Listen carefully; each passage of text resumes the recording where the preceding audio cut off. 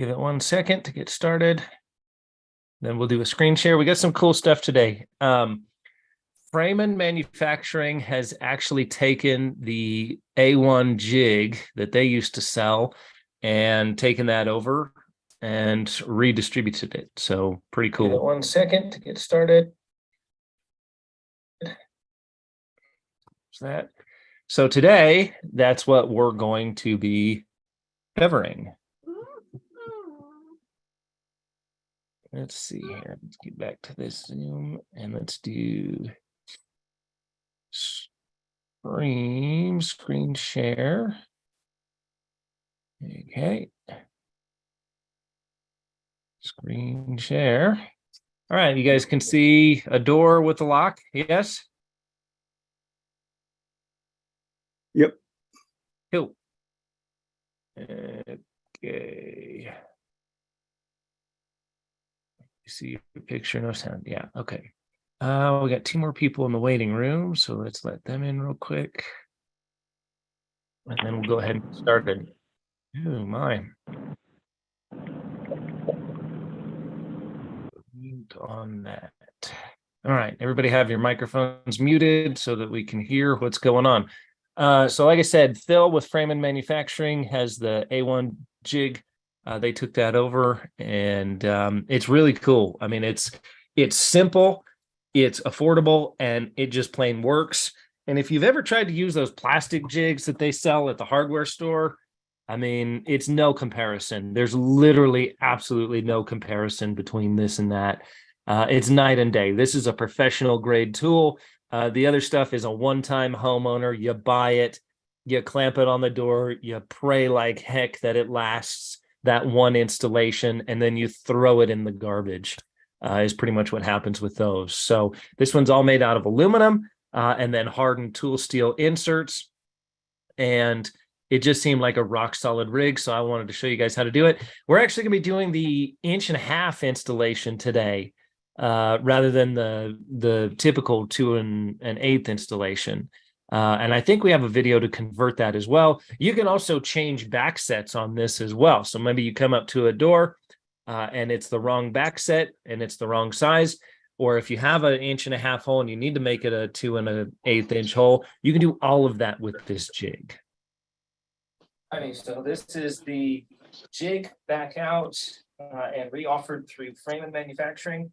This used to be manufactured through A1 products, which made a great quality product, all high-grade aluminum, hardened steel, tool steel inserts, very, very well built and rigid in its design.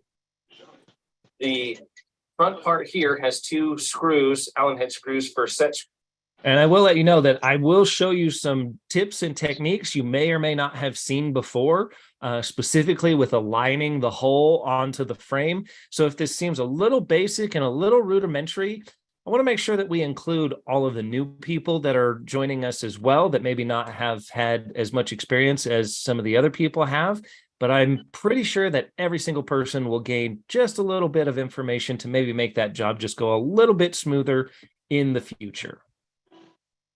Screws for these internal 1.5 inch holes, and then it goes to 2 1/8 on the outside here.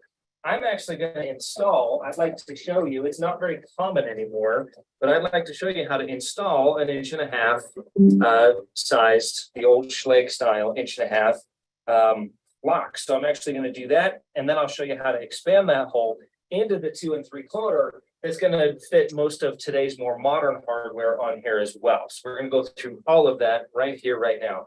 A couple of things that I'd like to bring to your attention is, notice that we have this blue tarp on the ground. Okay, we got blue tarp. It also has canvas backing. Okay, so this tarp is kind of the best of both worlds. It's going to catch those fibers, and it's going to get the metal off of there pretty easily if you're drilling a metal door. But it's also got that cloth, so it's not going to melt straight through like hot metal on a plastic bag. You still don't want to get too much hot metal on this tarp, but it will deal with it a whole lot better than just a plastic tarp. And then, of course, we do 1 trip in, 1 trip out, 1 bag in, 1 bag out. All my hole saws, chisels, hammers, all that fun stuff is in here. ready to go. So let's go ahead and get started. I'm going to clamp this on there. Again, if you are drilling conventional hardware if you're drilling or prepping the door for conventional hardware, the very first thing you're going to need to do is take these two inserts out. They will not be used under most normal situations. So one of the first things I'm going to do is apply this to the door. These little guys here are your back set. Okay, so you flip them out of the way, and that's 2 3/8. You flip them forward like so, and all of a sudden you've got 2 3/4. So this is residential back set, obviously. Just gonna put this right here. Okay. And I'm gonna bring this one, I'm gonna back it off so that it's just barely not touching. Okay. And I'm gonna bring this one in. The other thing I want to tell you too is there's like a rubbery coating on here so that it doesn't scratch the door. Okay. So I'm just gonna zoom this in a little bit for you. There it goes. Right there.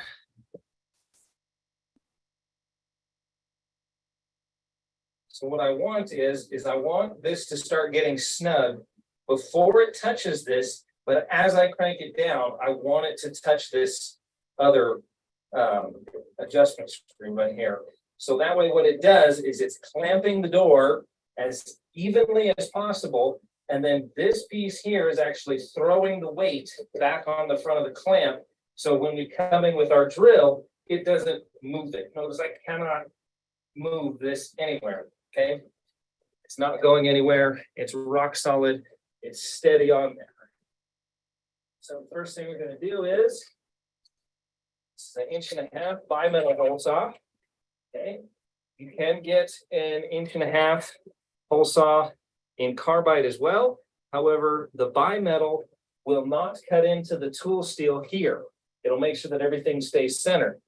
Carbide will scratch and cut the tool steel, hardened tool steel insert. Therefore, that's why I'm not using that one. I only use that for stainless steel. As you can see here, okay, 1.5 inches.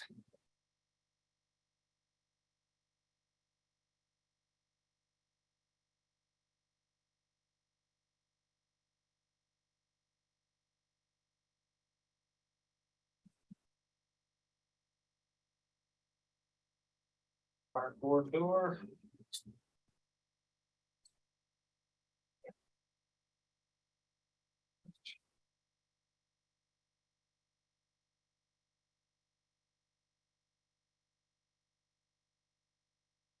Screwdriver, plug that out of there.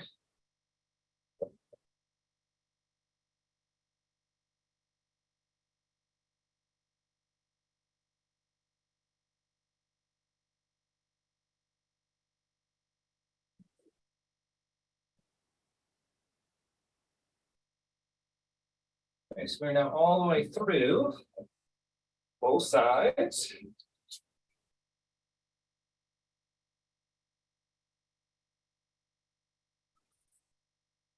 One inch bulldozer.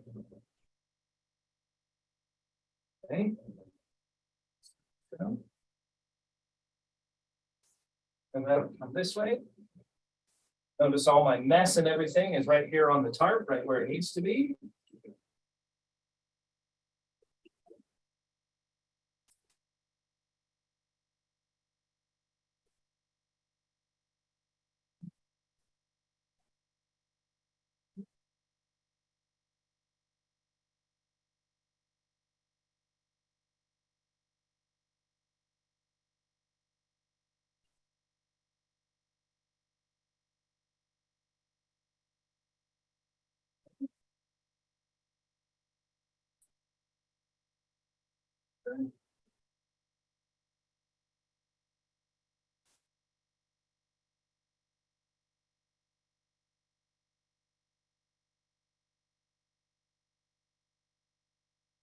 Take this off.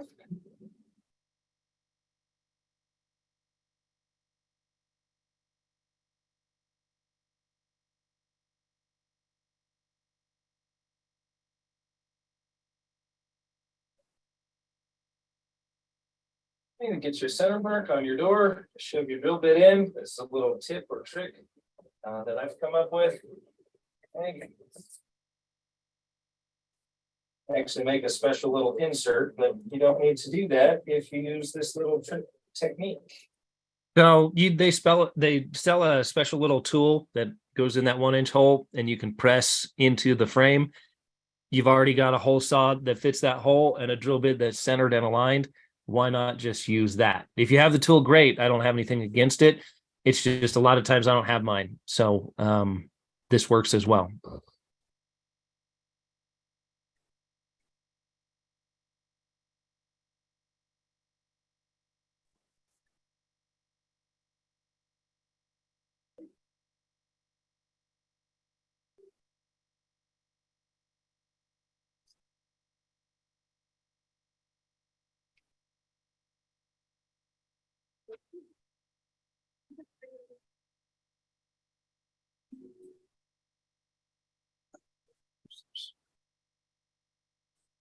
Push it in, then it's going to give me a perfect mark over here. Okay. Just like so. Okay.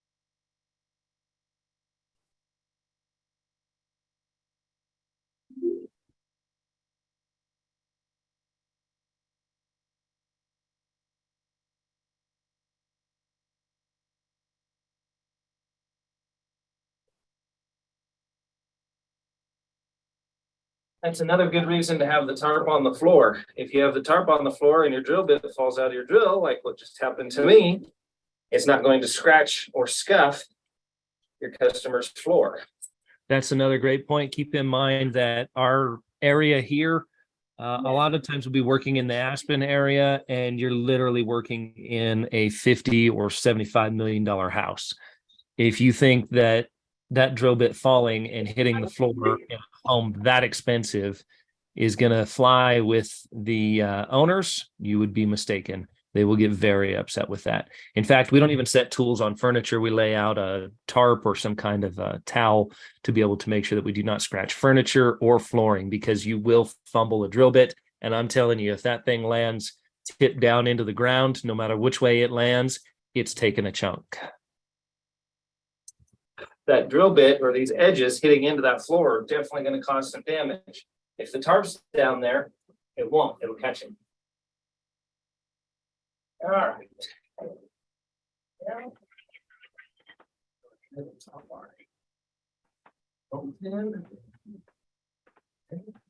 And go from 2 3/4, 2 3/8, just like so.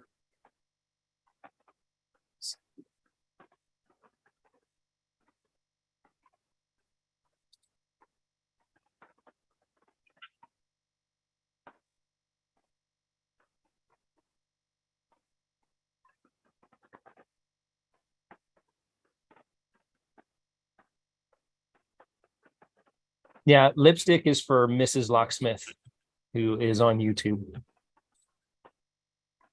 Just playing around. Fun joke.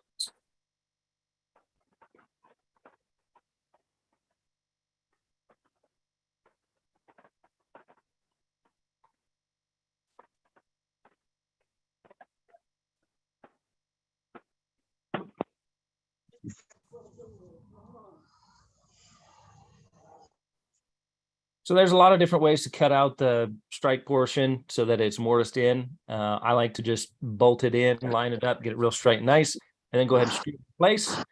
And then you go ahead and, then you go ahead and trace around it. and it gives you a perfect pattern almost every time. I will admit, I am no high level carpenter. I install these to get them done adequately. Far better than a handyman, not as good as a master carpenter. I'll go ahead and admit that, but usually it gets the job done nice and clean. This is also a 20-minute installation. I don't know how long it's taken most everybody else out there to install deadbolts, but 20 minutes is pretty slick. You're moving pretty good. I usually quote about an hour for them.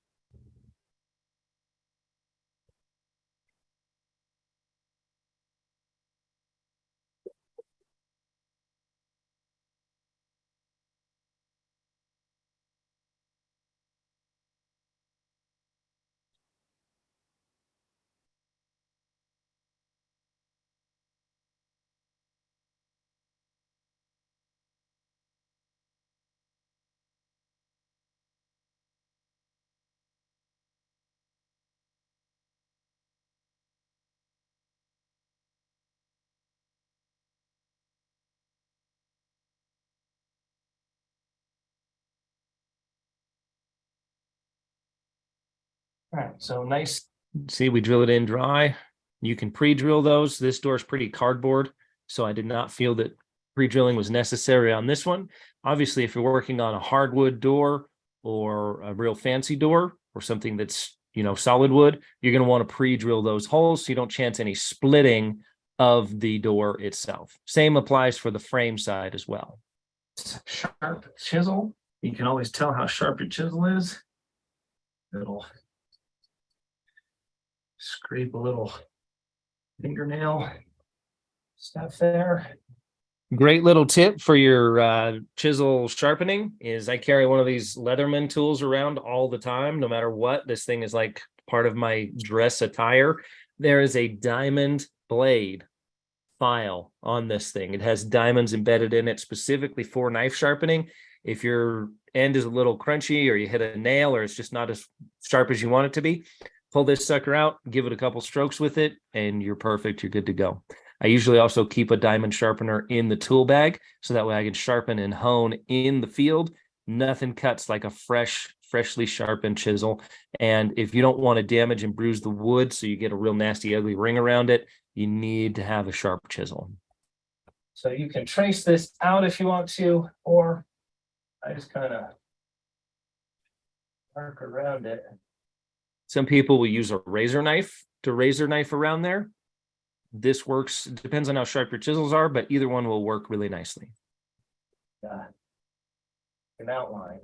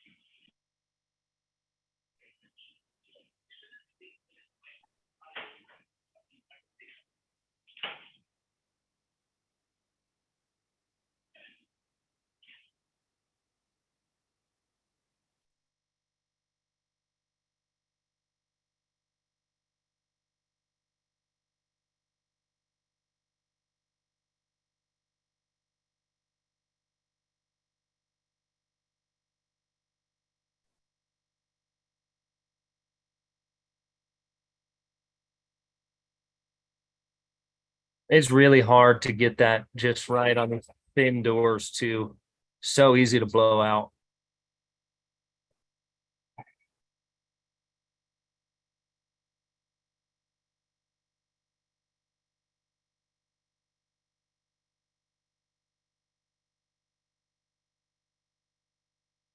In fact, that's probably what I'm doing is it was too close to the edge to do it while it was in there. So I wanted to remove it to make sure that we didn't blow the door out on the side. Barely, maybe an eighth of an inch or so between the two sides.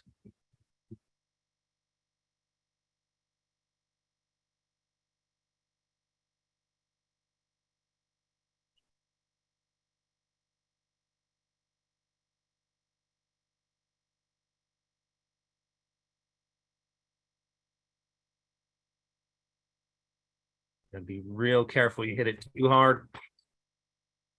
Right off the side it goes. And again, I'm no master carpenter. I know enough to get the job done and be dangerous.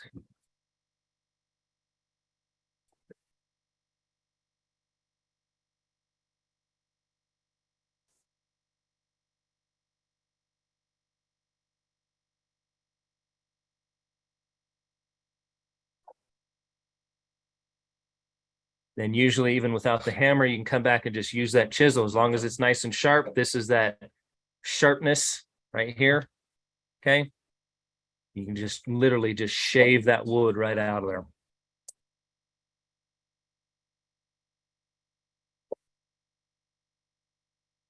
And again, we are working on this cardboard door. So blowouts and little things like this right here are they're just part of the equation. They're going to happen. I use a template and a router blade and a portable router, and it does a perfect job every time. Yeah, you sure can do that. That's great if you have the time and the ability to do that. The mess that the router makes and the noise is sometimes not appreciated by the customers. So it's a toss up. The router's an excellent option. That's what the professional contractors use if you have that ability to do so. There's a company called Templaco on the West Coast that makes a perfect router for yeah, and they also can buy a blade that goes with it, and I put that in my little router, battery powered DeWalt, and I've not had any problems with it ever. Blowing out a door out wood. I've even done it where the contractors actually cut a door so that the press would come out the end. You can't chisel those, but you can use this to do it. You can. That's good. That's good to know. I'll have to look it up, and maybe we'll get a video review on that too. I'll send you the link to it. Send me the link to it for sure. All right. Thank you.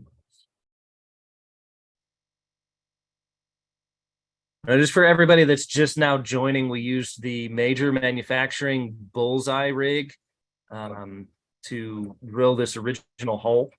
And we're actually installing an 1.5 inch diameter hole for the older Schlag locks. There's a couple other manufacturers that used them too, but really, really common was the old smaller Schlag locks. The reason I wanted to show the installation for that is you can show how the inserts work for the smaller dimension. And if you run into one in the field and you need to convert it to electronic access or a new, more modern deadbolt that needs the 2 1/8 inch hole, you can do that with this jig. You can change the back set and you can do everything you need to with it. You'll notice that I'm testing every step of the way. That way, if there's a problem, I don't have the whole thing put together. I can address the problem. I can back a screw off. I can add a shim. I can do whatever I need to do now. Because what happens on these thin doors is sometimes the screws come too close. They touch or they start binding the tailpiece. And if that happens, you got to loosen them up just a little bit to go ahead and get it to operate properly. So continually testing with fingers, use the key, use every aspect of it and test it. Every time I tighten a screw, every time I add a screw, anytime I change something, you test it, and then you don't have to go back and redo it, more than necessary. You'll know where the problem is because it stopped and it started on the next step. So you just go back one step, undo whatever you just did, and your problem is solved in most cases.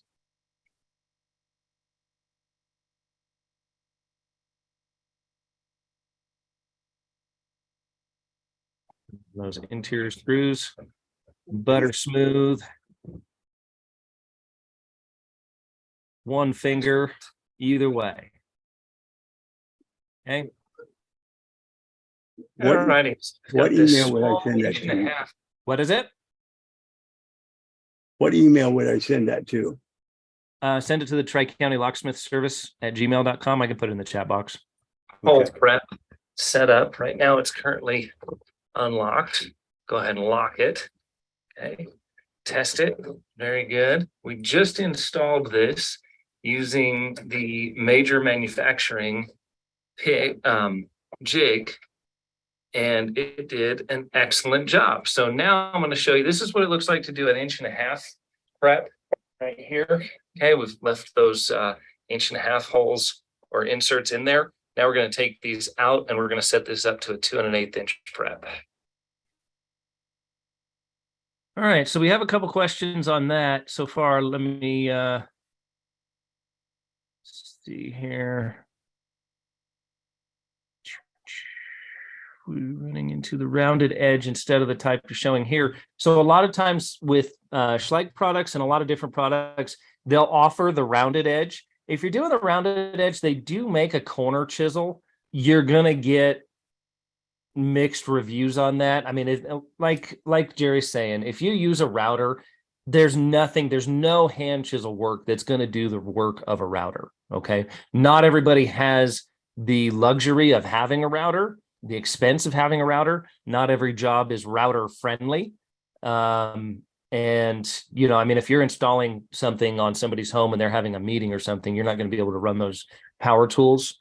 But I just want to show, this is really focusing on this jig and the aspects of this jig.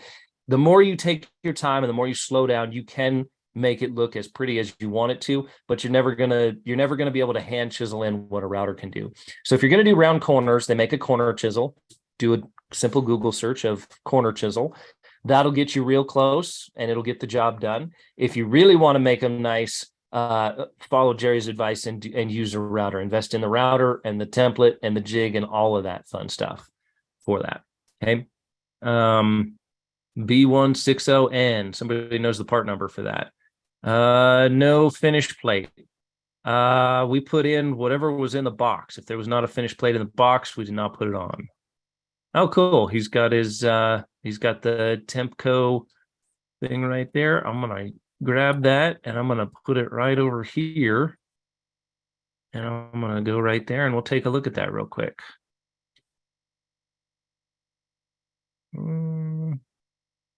Maybe not.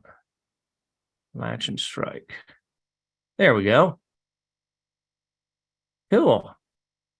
All right. So they do have a bunch of different ones right here. They got a bunch of different templates and plates to put on there. Really cool, really nice stuff. I'll have to check that out and do some investigating in it. Really, our guys are just set up to do everything by hand right now. All right.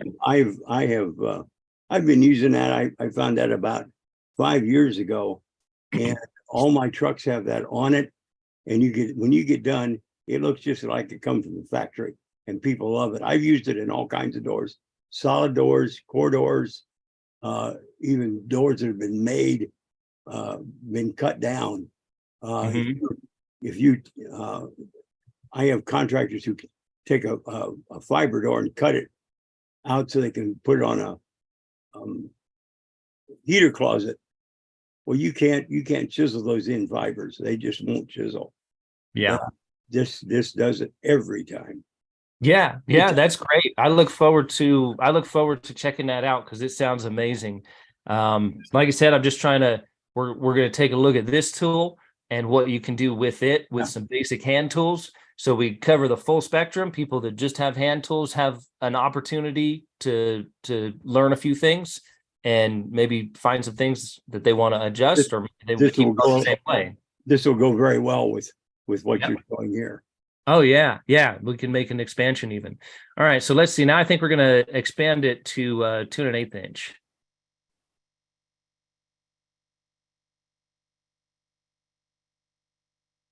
Nope. All righty. So no, that was not it. Let's try this one. All righty. So how many times does this happen where we need to put a new modern smart lock on our door and replace this deadbolt?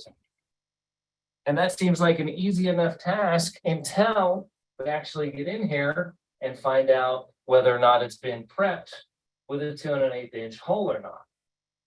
Now, there's several different ways to get that hole larger, And I'm gonna show you one of the easiest ways today. So take this stuff off of here, just like so.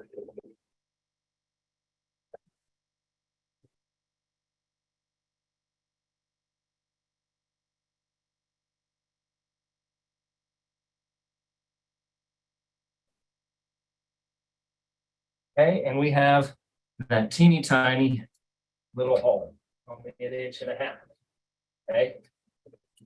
Just like that. But we're gonna have to make it 2 1/8.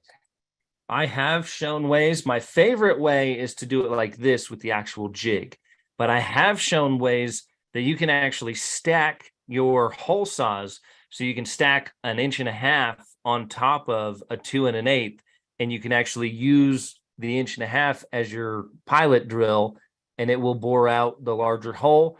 It just starts to get a little sketchy and a little, if things move, you can track across that door, you can open up that hole wider than you want it to. So it's a secondary recommendation as opposed to using the actual jig itself. Plus with the jig, and if the hole's this small, you can actually set the back set. You can change the back set. You can make it one or the other. You can move it at this point. You would not be able to do that if you use the hole saw stacking option. Do that, we're going to need some specialty tooling. Here's why this is so difficult, because we can't just simply take our 2 1/8 inch hole saw and run it in there. The pilot hole will not allow it to do that. The pilot hole is no longer there. It's too big. Okay, so we can't do that anymore. So it's going to need, we're going to have a jig so that this can actually go right through and hold it in place without it moving around.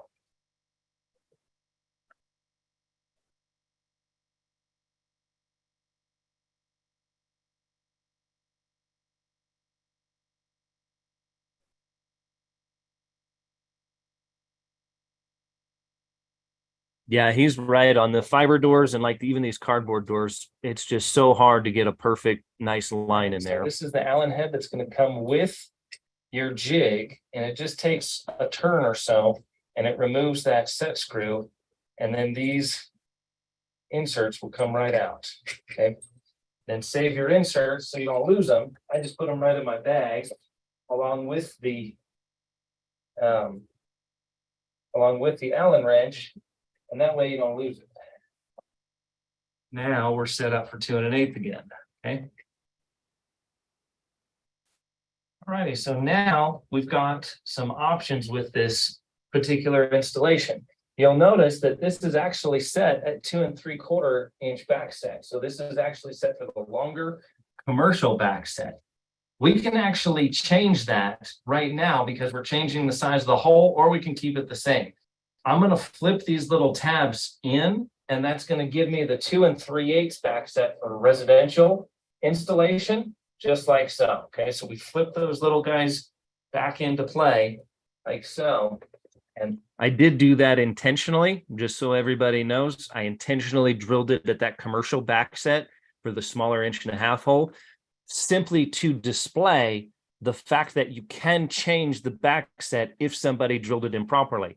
Very common for a handyman or somebody who doesn't know the difference of the back sets to just slap a jig on, and all of a sudden now the hardware's out of alignment on the door. I was aware of that and did it intentionally so that I could show you that it is possible to change it using the jig. And then voila. Which would not be possible with hole saw stacking. Right in there. Center. Everything looks good. And I'm going to clamp it down. And you want to make sure that this setting here is engaged, but I like to clamp it to the door and then have this not touching it. So my whole setup is right here. Like I'll bring it closed where it's almost touching, and then I'll back that off just a little bit. And then I'll come back in here just like so. And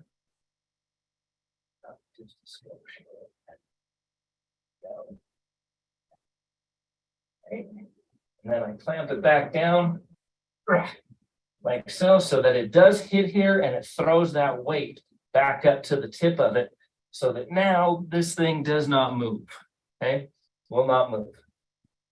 And now you can see how I'm gonna enlarge the hole, and I can adjust the backset on this one right here. I'm actually gonna transfer this from 2 3/8 to, or I'm sorry, for 2 3/4 to 2 3/8 inch backset.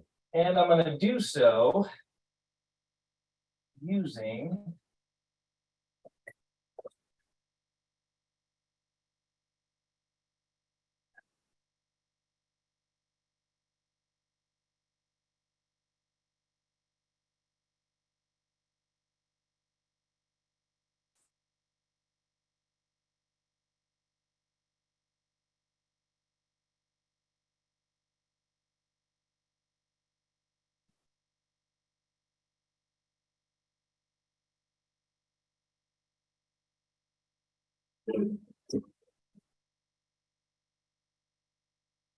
I do like to come at it from both sides, no matter if you have the jig or not. You always want to make sure you come at it from both sides so you don't blow out the wood. If it's on a metal door, it's really not going to matter. I still just get in that habit. But if you come in on one side and then continue to push that drill bit through, it could splinter and fracture the other side because it's coming out as opposed to cutting in. And then you'll get a big splinter that'll peel off, and that'll be outside the ring that gets covered up by your deadbolt, and it'll be a very poor installation. So just keep that in mind. Always come in from both sides, even if you can, like I've gotten in a hurry and just tried to go all the way through, but I'll score the other side first. You don't have to go all the way in. Just come in about 1/8 of an inch or so, or 1/4 of an inch, come back to the other side if it's a solid core door, and then you can get all the way through it. But you never want to blow out completely one way to the other.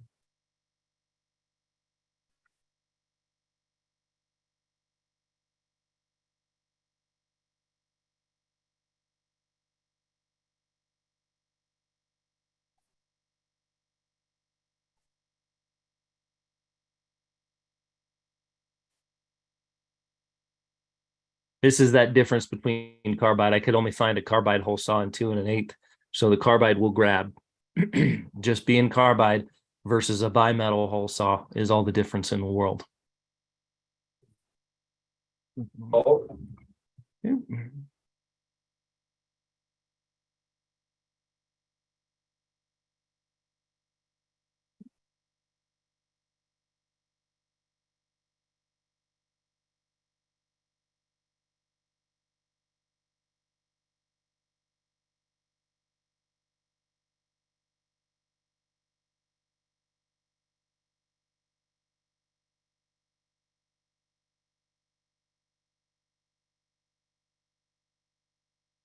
Three-quarter, 2 3/8.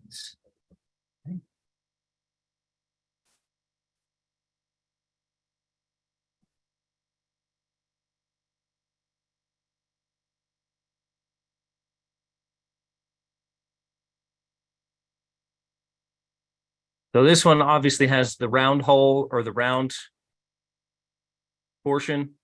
There's not a whole lot we can do here, unfortunately. They did not offer the square version. Schlage usually offers a square version that you can pop in and you can trade those plates out. Unfortunately, they did not give us that option in this case. Now, if this is a really important door and it needs to look absolutely perfect, what you could do is you could actually come back and you could Bondo that hole closed, or basically put Bondo around the corners or around the edge. And then you could come back in and you could use the router, or you could use the corner chisel, or whatever you want to do. It would be like giving you a little bit of a blank canvas to start with. So there is a way that you could come back to that. Very time consuming and very expensive to do so. You're gonna have to do Bondo, and then you're gonna have to do paint on top of it. And you're gonna have to match everything to match really nice. Really, really time consuming and difficult to do.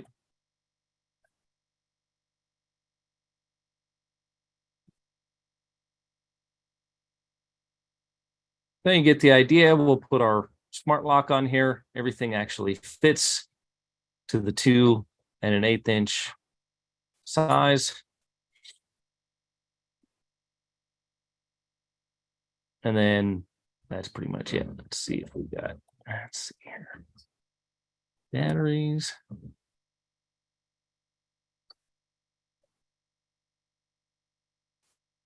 And there we have it. Okay. Do we have questions, comments, concerns? Just as a little side note, that 1-inch hole saw works very well to line your jig up so that the holes are exactly where they should be. Right. Like we used it for the center to mark on the other side. Put that in the jig and then put it on the Yep. door, and it'll line those holes up perfectly. Yeah, exactly. That's a great point. Yeah, we did that earlier too. For people that joined in a little bit late, you can take your 1-inch hole saw, already the perfect size. So just take your 1-inch hole saw and put it in the hole, close the door, give it a push, and it'll perfectly center mark your additional hole out there. Well, but I'm talking about when you're enlarging a hole, and you need to line up your jig, take your 1-inch and put it into the door, put it with your jig on it, put the hole saw through it, and that hole saw will center that hole up direct perfectly for the size that you need. And all you do is square it up. Correct. Yep. Great points. Good stuff. John Hubel has said, great time to discuss hole saws and extract the collected wood and material jammed in the hole saw. So on this one, because that door was really super thin, this was the only opportunity I had to get the video after we got that particular jig. It's really thin and we didn't have to deal with that. It wasn't a problem here. If you're dealing with a solid core door, it's going to become a problem really quick. So the way I combat it, and anybody else is free to share their techniques with it, is number one, I'll come into it and I'll hear, you got to listen to the tool and you have to feel it. Okay. And I'll come in and I'll let the teeth load up with material. You can feel them. And then you almost feel kind of a hesitation or a pause, and you'll kind of feel it get heavy. That is the cut material rounding themselves in the teeth. There's no fluting in the hole saw to actually eject that material out of there very well. There's some holes cut in the side, but that it can and can't work sometimes. So you want to either remove it out of the working area, and I actually have a quick thing where I run it in reverse, and it'll reverse, and then it'll eject that material out as you come out. So it's kind of a back off opposite direction, rip, back in, rip, and then back off. Rip. There are other products out there, like Josh is mentioning, with Milwaukee Quick Connect hole saws work really well too, where you can just simply disconnect it and you can empty it out. The Spider hole saws do the same as well. But that's more for the plug ejection than anything. Hold the same position of the door handle. So the tools and the hole saws that you use will also aid you in your process. I think the Spider Quick Connect is probably one of the easiest to use ones. It's got a big button on it, and the whole thing just pulls completely apart. Really easy to use. Milwaukee may have one. But the hole saws that you use could come into play with that as well. Anthony Porter says, I apologize in the beginning. Did you go over making sure the hole is in the same position as the door handle? Yes, I intentionally drilled the first 1.5 inch hole at the 2 3/4 back set, or commercial back set, if you will, specifically to demonstrate the tool, and knowing that I would re-drill that hole to show you that you can change the back set of a particular hole if drilled incorrectly the first time using the jig. Hopefully that made sense to everybody. All righty. Do we have any other questions, comments, or concerns? When we cut a hole with a jig, we don't use that particular jig, but using a quick set jig, if you remove the edge bolt, the setting tends to fall into the little slot a little bit. We usually leave the bolt in position and then eyeball it from the edge. You can get exact squareness of the jig onto the door, and just be careful not to cut into it until you get your cut start on the face of the door. Correct. So that would be if you're not doing a fresh installation and we're separating the two. The little ears that pop out that determine the back set, there's a bunch of different jigs out there. There's Quickset and all the other ones. But if you do a fresh installation, the back set will be accurate. If you're doing a conversion, and you're either adjusting the back set or you're enlarging an existing hole or you're recentering an existing hole, what John is saying is those back set tabs will fall into the part that's already been chiseled out of the door, and therefore it will skew your alignment, and you'll actually be about an eighth or a quarter of an inch in, depending on how much they cut out of there. Whatever that mortise thickness is, you'll be set that far in, and then it'll mess with your alignment and your lock won't align properly and it won't be butter smooth. So excellent point, John. Thank you very much for bringing that up. A lot more to installing deadbolts than people really realize. It is a technical process, and for the longest time, it always took at least an hour to install these things. And like I said, you can spend as much time as you want to on it to get that look that you want. But 30 minutes to an hour, you're right in the good zone. So make sure you bid that appropriately. If you're going to do a professional installation, make sure you charge a professional price for it, because the handyman's going to charge 30 or 50 bucks to install that thing. And you're going to get a handyman plastic jig installation to go along with that as well. And they're going to be really lucky that it doesn't break and they get a hole saw, marks all the way across their door when it gets away from them. So great point, John. Thank you so much. Wayne, did you get a chance to mention where to install the deadbolts, or if it's an add-on lock, making it match a standard industry standard of 4 or 5.5 inches, just in case someone has to hook a connected lock later on down the line? I did not go over that. That would be a good point to do, both at the very beginning. We would need to make sure that it's installed within the industry standard 36 to 48 inches. So you've got to be in that goodie zone, first of all. And then, yes, you would have to install it. What is the exact measurement for the deadbolt from the... Most are 4 or 5.5 are the industry standards. 5.5. And some of the manufacturers that have interconnected locks sit right at that money mark. And if you don't have it, you got to rebore some holes and it makes a mess. Yes. Yep. I personally, after 10 years, I've probably only dealt with those interconnected locks a handful of times, especially with doing a conversion. So it's not something that I think about too often, but you are correct. That would be the industry standard. So if you did have to put an interconnected lock, something that has a lever that's connected to the deadbolt, you would be saving yourself and the person that comes after you a tremendous amount of time and heartache had they needed to convert that over. But again, this jig also is a lifesaver, because if you run into a job where it is not prepped correctly, you can adjust it so that it is prepped correctly. Hey, Great. John, can you hear me, John? Can't hear me, Kenny. I think you can. Go ahead. Oh, John, if you need, when Quickset quit making those jigs, I bought up everything I could find. If you need any parts, holler, I may have something. Thank you. They last forever, and I've got a few of them, but thank you.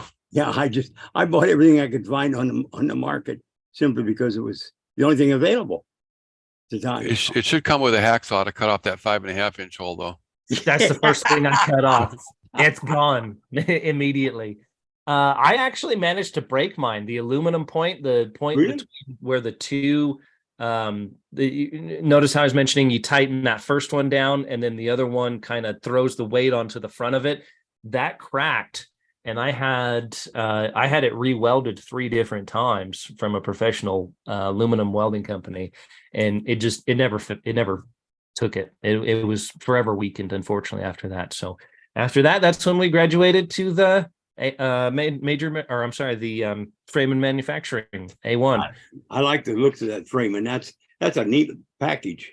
Yeah, it is. It's simple. It's affordable. There are more expensive ones out there. If you want to spend $800 on a jig, you can do that. And it comes with all the bells and whistles. But if you just want something that'll fit in your bag, that's not plastic, that's metal, that does just about everything and has those convenient little tabs.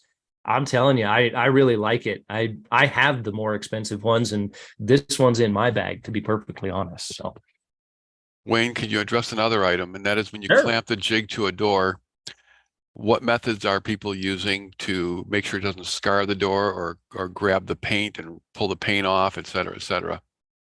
I did address that in the beginning. This jig actually has like a rubber or foam type of material behind it.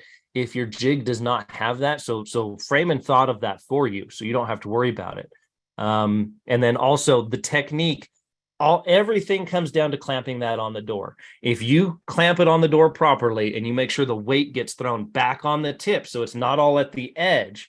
I actually grab that jig and move it up and down so that it doesn't move while I'm drilling it. It's more important. I can take a little bit if it moves while I'm shaking on it. I can't fix it if that drill bit grabs and that hole saw hooks up and it moves it right up out of the way. But you could also use painter's tape. If you have an older jig or a different one, you can throw some painter's tape on that door and you would prevent that from scarring. I wouldn't use Gorilla Tape or anything like that because you're going to press it into the door. And then when you peel it back off, it's going to peel half the door along with it. It's too sticky. But painter's tape is an excellent friend of installing deadbolts. Is that what you use, John? You do, but I actually put it on the jig and not the door. I've actually had painter's tape pull off crummy paint jobs on a door. Ah, well, there you go. There's another way to think about it, is to do the opposite and actually put the painter's tape on the jig itself. In the early days, I used to grab the instructions and just wrap it around the door and stick it, make that the paper base. But I've learned that actually, if it gets too hot, the print from the imported instructions will actually go onto the paint too. You silly puttied it on there. Good stuff. Yes. Good stuff. Great questions, John. I appreciate, as always, you always manage to think of things that I skip over, no matter how detailed I try and be. And it's amazing to have a second set of eyes to be able to look at things from a different lens and be able to bring all these things together. And really what happens when we do that is John brings up excellent points. The man he's probably forgotten more than I know in this industry and been doing it longer than before I was born. So it's nice to have that contradiction and that counter back and forth. John's going to see things that I don't see. I'm going to see some things that he may not see. And together, when we bring this to a presentation like this, the audience is the one that gets all of that information wrapped into one. So thank you so much for that. I appreciate that. Any other questions, comments, concerns? Fun stuff? All right. Well, we'll see you next week. Next couple ones that are going to be coming up, we're going to be doing some training. We're going to cover some of the information that we're doing during our training. We're going to give some free information away, and we're going to show you what those live in-person training classes are going to look like. So stay tuned, and we'll see you guys next week. Thank you so much for everybody that joined. And yeah, put the tape on the tool. Last couple questions. Did this, but it still pulled the paint. Yeah. Great member tonight. Thank you. Great tool. Cool. Great. Awesome. Thank you, everybody.